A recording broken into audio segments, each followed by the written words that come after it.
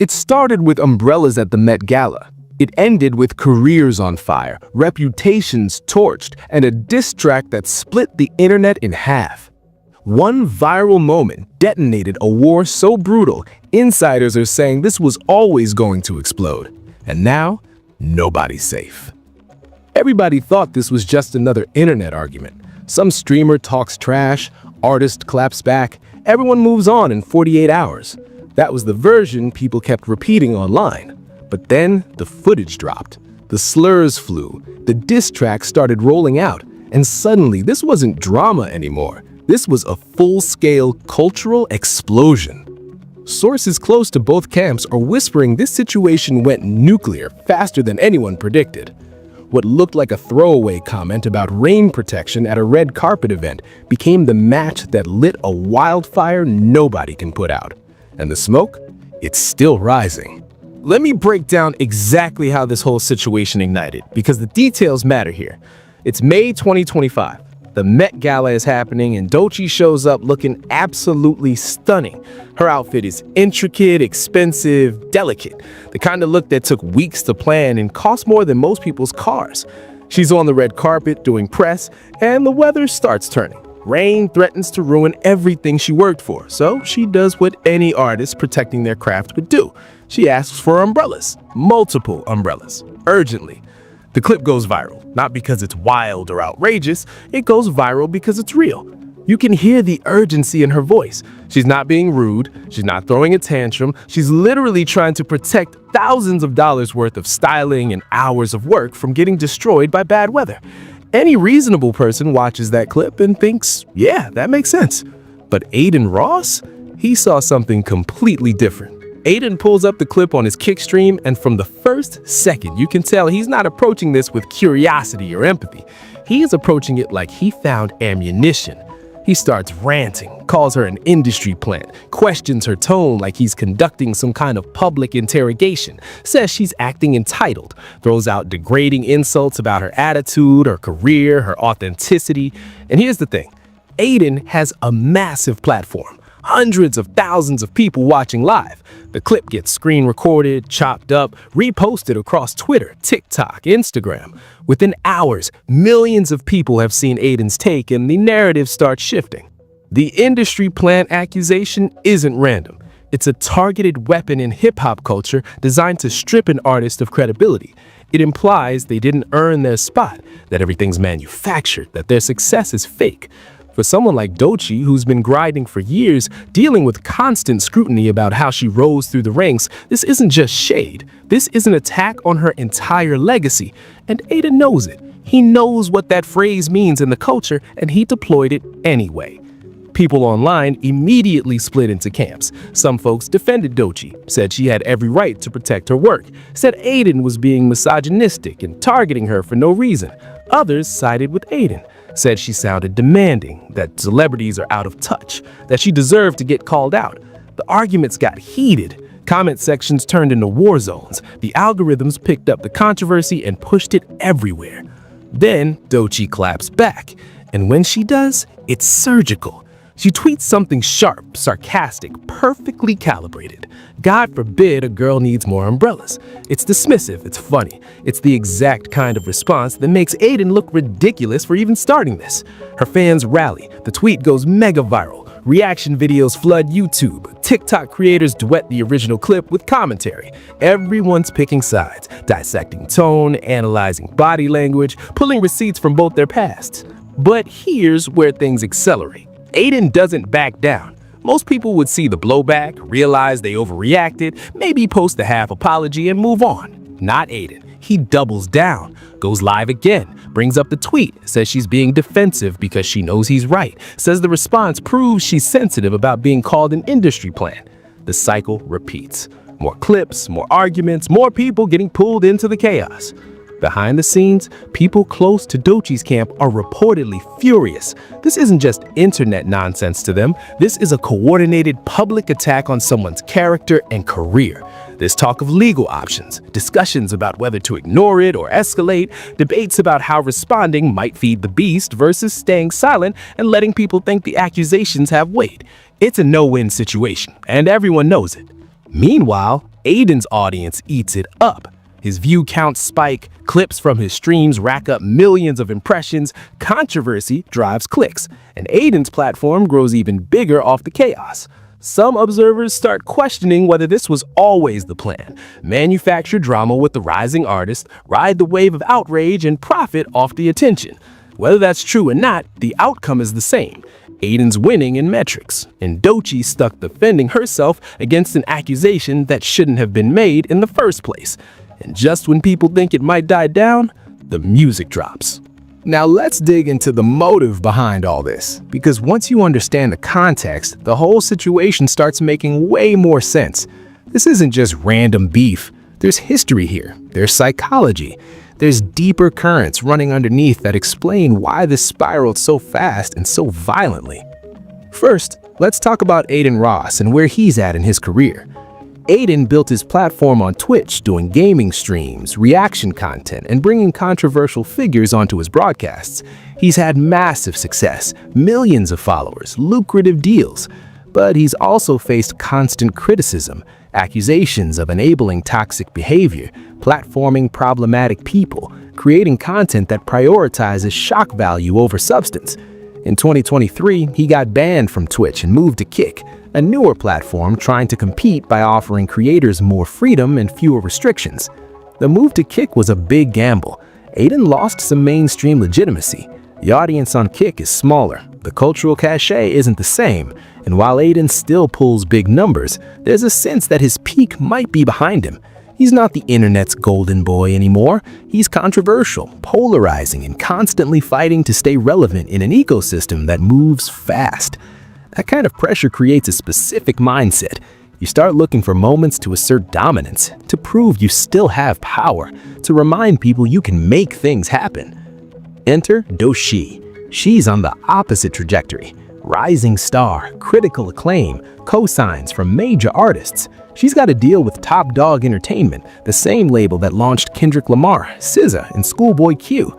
Her music blends rap, soul, and experimental sounds in ways that feel fresh.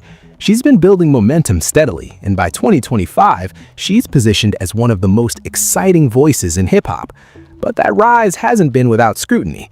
People constantly question how she got her opportunities, whether she's being pushed by the label, whether her success is organic or manufactured. The industry plant accusation has followed her for a while, even though there's no real evidence to support it. So when Adin sees that Met Gala clip, he's not just seeing a random celebrity asking for umbrellas. He's seeing an opportunity, a chance to tap into existing skepticism about Doechii, a way to position himself as the guy willing to call out what others won't. A method of generating massive engagement by attacking someone who's culturally relevant but doesn't have the institutional power to fight back effectively. It's calculated. Whether Adin consciously planned it or just acted on instinct, the result is the same. He found a pressure point and pushed hard. Now, let's talk about Doechii's position. She's fighting battles on multiple fronts. As a woman in hip-hop, she faces constant scrutiny that male artists don't. Her appearance, her attitude, her tone, her authenticity, everything gets analyzed and judged. She's also navigating the pressure of living up to her label's legacy. TDE doesn't sign just anybody. The expectation is that you're going to be great. That pressure is immense, and it means Doechii can't afford missteps. Every public moment matters. Every interview, every performance, every social media post. So when Adin launches this attack, it's not happening in a vacuum. Doechii's already dealing with people questioning her legitimacy, already managing the weight of expectation, already navigating a culture that's often hostile to women who demand respect. And now she's got one of the biggest streamers on the internet telling hundreds of thousands of people that she's fake, entitled, and undeserving. That's not just annoying, that's damaging. It feeds into narratives that could undermine her career. It gives ammunition to critics. It forces her to spend energy defending herself instead of focusing on her art. And here's the psychological layer that makes this even more volatile. Both Adin and Doechii are at inflection points in their careers. Adin's trying to prove he's still culturally powerful after his Twitch ban. Doechii's trying to cement her status as a major artist, not just a rising one. Neither can afford to look weak. Neither can afford to back down. So what starts as a stupid argument about umbrellas becomes a high-stakes battle over reputation, legitimacy, and cultural authority. People close to both camps tried to de-escalate early. There were allegedly DMs, conversations through mutual connections, attempts to frame this as a misunderstanding that could be cleared up quietly. But once the public attention hit a certain threshold, those efforts collapsed. The incentives shifted. Backing down starts looking like losing. Apologizing starts looking like weakness. The audience demands escalation, and both sides feel trapped by the momentum. There's also a broader tension at play here, the collision between streaming culture and hip-hop culture. These are two worlds with different rules, different values, different codes of conduct. In streaming, controversies, content, beef is engagement, drama is monetizable. In hip-hop, respect is currency. Authenticity matters. How you carry yourself has long-term consequences. When these two cultures clash, especially when one side doesn't fully understand or respect the other, things get ugly fast. And that's exactly what happened here. So the motive isn't simple. It's not just Adin wanted clicks or Doechii overreacted. It's a complex mix of career pressures, cultural tensions, personal psychology, and the way internet incentives push people towards conflict instead of resolution. Understanding that context is crucial because it explains what comes next was basically inevitable. But let's talk about the part of this story that doesn't get enough attention: the human cost. Behind all the memes and clips and hot takes, there are real people dealing with real consequences. And some of those consequences are brutal. Doechii, by all accounts, is someone who genuinely loves what she does. She's an artist who pours everything into her craft. People who've worked with her describe someone deeply committed, incredibly hardworking, and passionate about creating meaningful music. She's not chasing clout, she's chasing greatness. And to have someone with Adin's platform publicly question whether she even deserves her success, that cuts deep. There are reports from people in her circle that the initial reaction wasn't anger, it was hurt. Confusion about why this was happening, why someone would weaponize a moment where she was literally just trying to protect her work. The anger came later, once it became clear this wasn't going to blow over, once the insults kept coming, once she realized this was turning into a sustained campaign to undermine her credibility. And think about what that does to someone psychologically. You're already dealing with imposter syndrome, which every artist experiences. You're already second-guessing yourself, wondering if you're good enough, if you belong.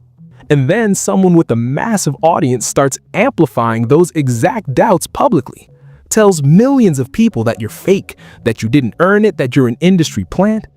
Even if you know it's not true, that kind of attack gets inside your head. It affects your confidence, your mental health, your ability to focus on your work. People close to Doechii say she had moments where she questioned whether engaging was even worth it, whether she should just ignore the whole thing and let her music speak. But there's a trap there too. Silence can look like guilt, like you don't have a response, like maybe the accusations have some truth to them. So you're stuck between engaging and giving the drama more oxygen, or staying quiet and then letting the narrative run wild without pushback. It's an impossible position. And on Adin's side, there's a different kind of pressure. Once you go this hard at someone publicly, you can't really walk it back without looking weak to your audience. Your fans expect you to keep that same energy, to not apologize, to double down.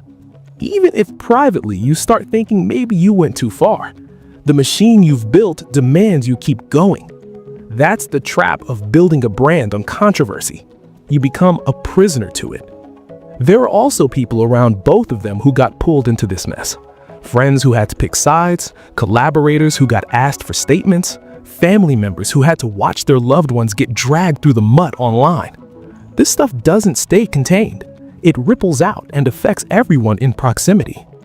The emotional toll of internet warfare is something people don't talk about enough.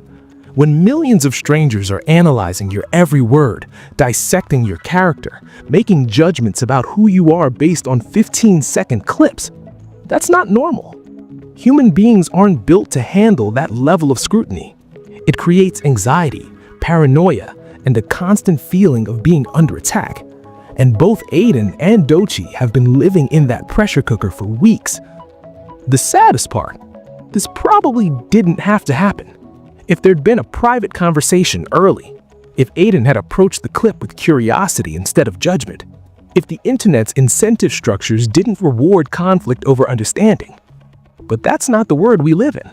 We live in a world where drama is content, controversy is currency, and the human cost gets treated as collateral damage. And then the music drops and everything escalates to a whole new level. Doechii releases a new track called Girl Get Up featuring 6ix9ine, and let me tell you, this song is not subtle. The lyrics slice directly through the industry plant accusations like a surgical blade. She's addressing the doubt, the criticism, the people trying to delegitimize her work. Lines about proving herself, building her career from the ground up, refusing to let anyone diminish what she's accomplished. It's defiant, it's powerful, and it's clearly informed by everything that just happened. 6ix9ine's feature adds another layer. 6ix9ine's been through her own battles with public perception and industry politics. Her presence on the track feels like a cosign, like one TDE artist standing with another. The song goes instantly viral. Fans dissect every lyric, looking for specific shots at Adin. Reaction videos flood YouTube. Everyone's asking, is this a direct response? Is she subliminaling? Or is this just coincidental timing? Adin hears the track, and he takes it as a direct hit. Whether or not the song was specifically about him doesn't even matter anymore. He believes it's about him, and that belief drives his next move. He goes live on Kick, pulls up the song, and listens to it with his chat. His reaction? Pure defensiveness mixed with aggression. He starts talking about how Doechii is clearly bothered by what he said, how the song proves he hit a nerve, how artists always do this, make diss tracks instead of addressing things directly. And this is where things go completely off the rails, because Adin doesn't just critique the song, he escalates hard. He starts inviting other people into the drama. First up, 6ix9ine, another streamer known for chaotic content and loose standards. Then, and this is where jaws dropped across the internet, he brings in Doechii 6ix9ine, one of the most controversial, polarizing figures in hip-hop, a known snitch, someone the culture has largely rejected. The fact that Adin platforms him for this conversation tells you everything about where his head's at. The live stream becomes a train wreck in real time. Slurs start flying. 6ix9ine tries to pump the brakes a few times, sensing they're crossing lines, but Adin's too far gone. He's feeding off the energy. The chat's going wild. The clips are being screen recorded and distributed instantly. What was already a messy situation has now metastasized into something genuinely toxic. 6ix9ine, true to form, makes everything worse. He starts throwing shots at Doechii, at TDE, at the entire hip-hop establishment. He's got his own axe to grind with the culture that rejected him, so he's using this as an opportunity to stir up more chaos. The three of them feed off each other, creating this perfect storm of negativity that spreads across social media like wildfire. Within hours, the clips from that stream are everywhere. Twitter threads dissecting every comment, TikToks calling out the misogyny, Instagram posts defending Doechii. The culture responds fast. Joe Budden addresses it on his podcast, calling out Adin's behavior and questioning why anyone's platforming 6ix9ine in 2025. Glasses Malone weighs in. Jason Martin, formerly known as Problem, posts about the disrespect. 100, never one to miss controversy, drops his take. Even people at TDE who usually stay quiet start making statements. The conversation expands beyond just Adin versus Doechii. It becomes about streamer culture versus hip-hop values, about how women in music get treated, about who gets to have a voice and who gets silenced. Piece ends, shows start dropping. Cultural critics weigh in. The story makes rounds on major media outlets. What started as a clip about umbrellas has become a cultural flashpoint. And here's what makes this moment so crucial. Both sides feel justified. Adin believes he's being attacked for expressing an opinion, that he has the right to critique celebrities, that Doechii and her supporters are trying to cancel him for free speech. Doechii's side believes she's defending herself against a coordinated misogynistic attack designed to undermine her career. That Adin crossed lines he had no business crossing. That this was never about legitimate criticism and always about tearing someone down. There's no middle ground anymore, no room for nuance. You're either Team Adin or Team Doechii. The internet demands you pick a side. And once you've picked, confirmation bias kicks in. Every new piece of information gets filtered through that lens. Evidence that supports your side gets amplified. Evidence that contradicts it gets dismissed. People start digging through old clips, finding past moments where Adin said questionable things, compiling receipts of previous controversies. Others do the same for Doechii, trying to find anything that supports the industry plant narrative. It becomes digital warfare with both armies mobilized and armed with screenshots, timestamps, and archived tweets. The platforms themselves play a role in amplifying everything. The algorithms see engagement skyrocketing and push the content even harder. Recommended videos, trending hashtags, suggested searches. The controversy becomes impossible to escape. Even people who don't care about either Adin or Doechii are getting served content about the beef. It's everywhere. And through all this, the original question, did Doechii do anything wrong by asking for umbrellas at the Met Gala? That question has been completely buried. Nobody's talking about that anymore. The conversation has evolved into something entirely different, something bigger, something that's revealing deep fault lines in how we think about celebrity, criticism, gender, power, and accountability in the digital age.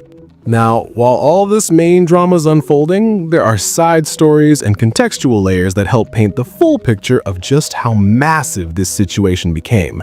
Because it wasn't just Adin and Doechii at this point. The whole internet ecosystem got involved, and everyone had something to say. Let's start with the think pieces. Major publications started covering this, and not just entertainment gossip sites.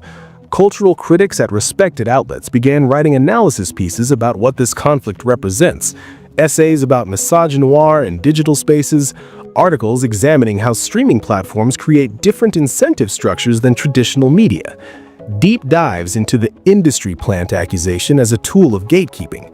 This wasn't just drama anymore. It had become a case study. Academic types on Twitter started threading about parasocial relationships and how they fuel these kinds of conflicts. Media scholars talked about platform architecture and how it rewards controversy. Sociologists weighed in on gender dynamics. The situation became bigger than itself, a symbol of broader tensions in internet culture. Meanwhile, other artists started choosing sides publicly. Some rappers posted cryptic tweets that fans interpreted as support for Doechii. A few streamers defended Adin, saying people were overreacting. Most stayed silent, recognizing this was a minefield nobody wanted to walk into. But the silence itself became a statement.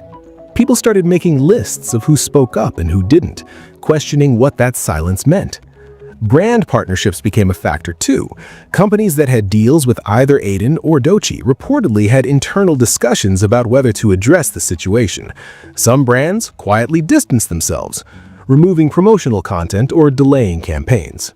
Others stood firm, releasing statements about supporting their partners. Every move got scrutinized, every decision analyzed for hidden meaning. There were also the conspiracy theories.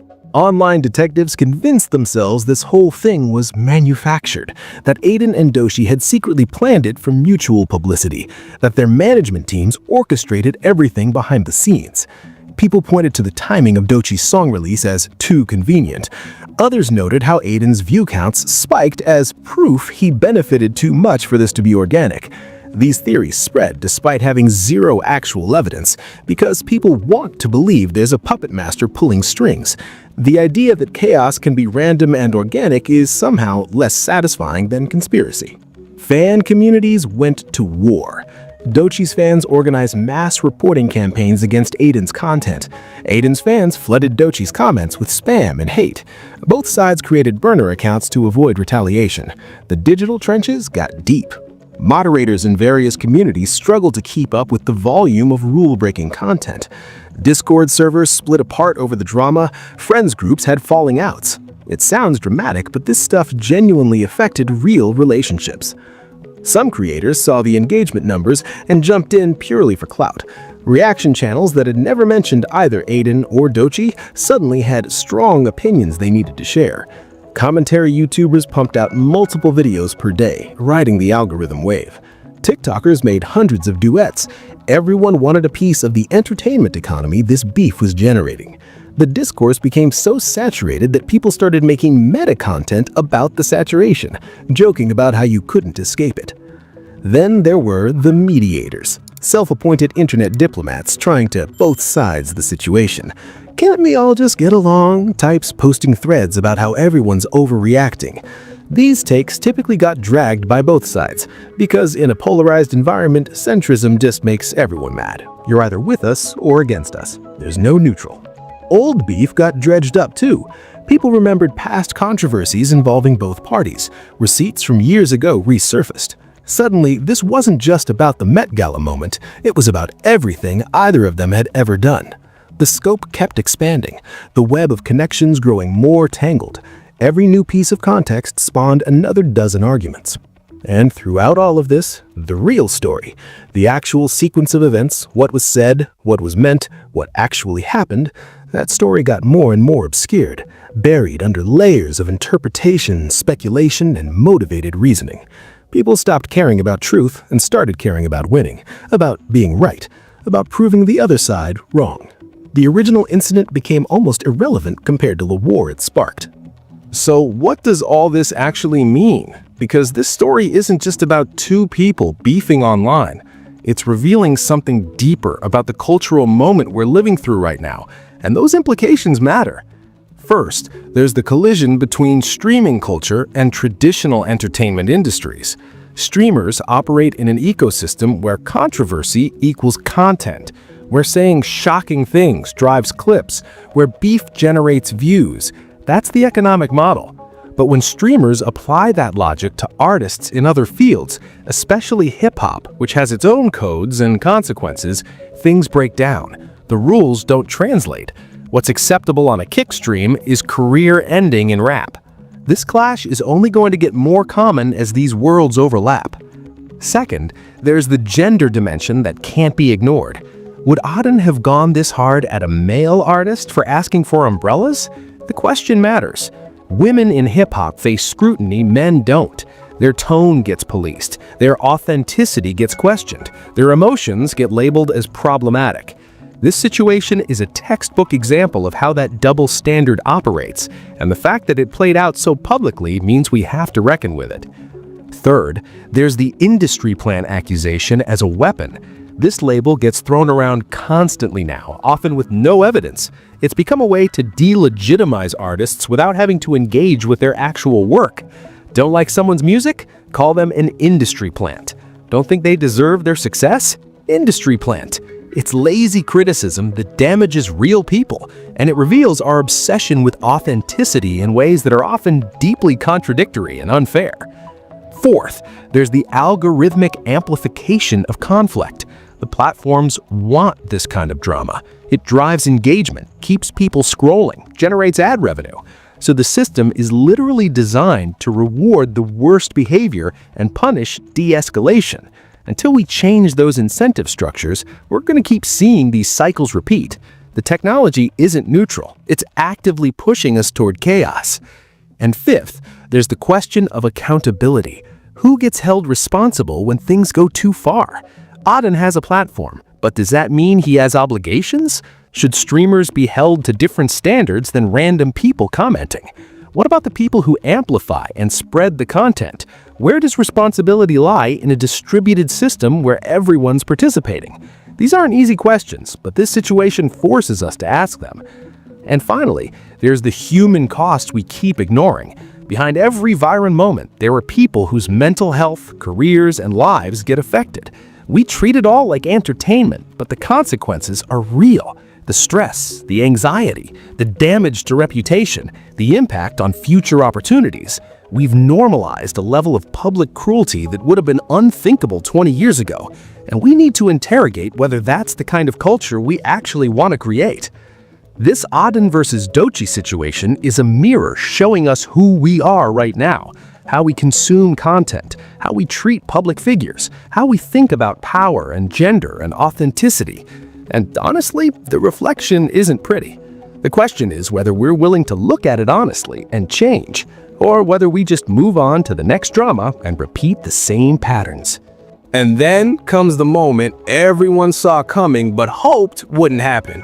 Adin decides it's time to really escalate, time to make this permanent, time to go into the booth.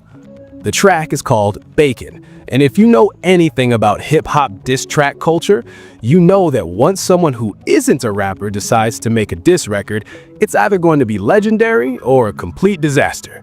Spoiler alert, this was a disaster, but a disaster with consequences. Adin recruits Cuff'em and 6ix9ine for the track, and look, from a rap perspective, this is amateur hour. The bars are weak, the flow is clumsy, it sounds exactly like what it is, streamers trying to play rapper. But here's the thing, quality doesn't matter when you've got a massive platform to push content. Bacon drops and immediately gets millions of plays, not because it's good, but because people are curious, because the controversy drives clicks, because the algorithm sees engagement and promotes it. The lyrics take shots at Doechii, shots at TDE, shots at pretty much everyone who criticized Adin throughout this whole saga. It's messy, unfocused, and crosses lines that even some of Adin's own fans thought were too far. But it's out there now. Can't take it back. The diss track is permanent. It's in the culture. And that means the beef just became official in a way it wasn't before. Insiders are saying this move was less about actually making music and more about proving power, about showing that Adin can mobilize quickly, recruit allies, create content that gets attention, and refuse to back down. It's a flex, a statement that he's not intimidated by the backlash or the criticism, that he's willing to go further than people expected. But here's where the speculation gets interesting. There are rumors, and these are just rumors, so take them with appropriate skepticism, that behind the scenes, people are panicking, that phone calls were made, that label executives, management teams, and PR people have been working overtime trying to contain the damage. Allegedly, there were attempts to prevent Bacon from dropping, conversations about legal action, negotiations that fell apart. None of this is confirmed, but multiple sources in the industry have hinted that this situation is worse than what's visible publicly. There's also talk that this could have professional consequences beyond just reputation, that brands are reviewing contracts, that opportunities are being quietly pulled, that both sides might be dealing with fallout that hasn't become public yet. Again, speculation, but when this many people start whispering similar things, there's usually some truth underneath. The big question now is, what's next? Does this keep escalating until something genuinely dangerous happens? Does someone eventually back down? Do lawyers get involved? Does the attention cycle simply move on to the next drama and leave this one's a fade? Nobody knows, but the fact that we're even asking these questions shows how far this has gone. Some people close to the situation are reportedly advocating for a private resolution. Quiet conversations, mutual statements that end the beef without either side losing face.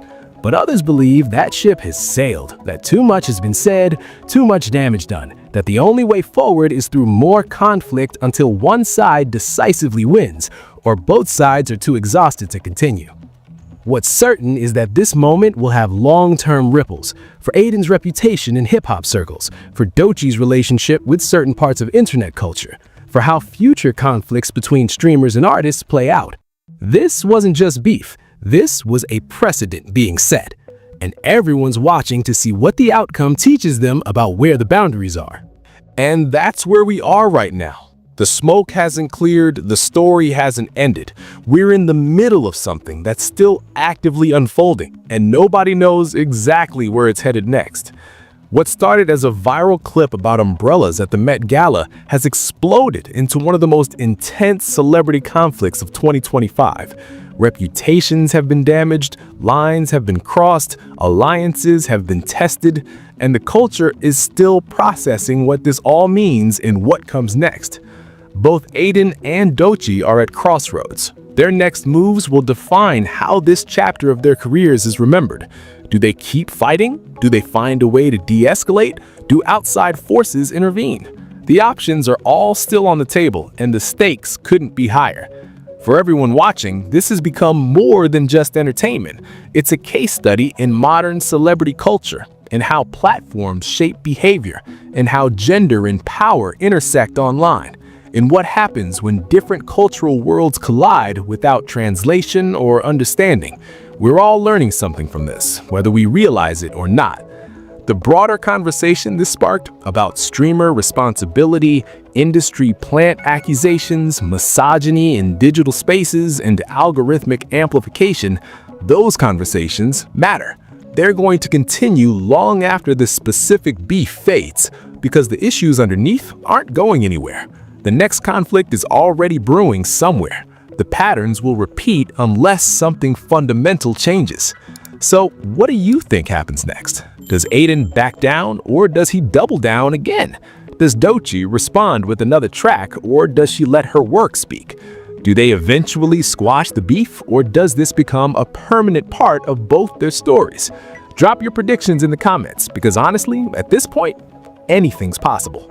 Make sure you like this video if you made it this far. Subscribe and turn on notifications, because this story is absolutely not over. More developments are coming, more information is going to surface, and when it does, we'll be here breaking it all down. Thanks for watching. Thanks for engaging. Thanks for being part of the conversation. Stay safe out there. Remember that behind every viral moment, there are real human beings dealing with real consequences. And whatever happens next in this saga, we'll be here to cover it. Until next time.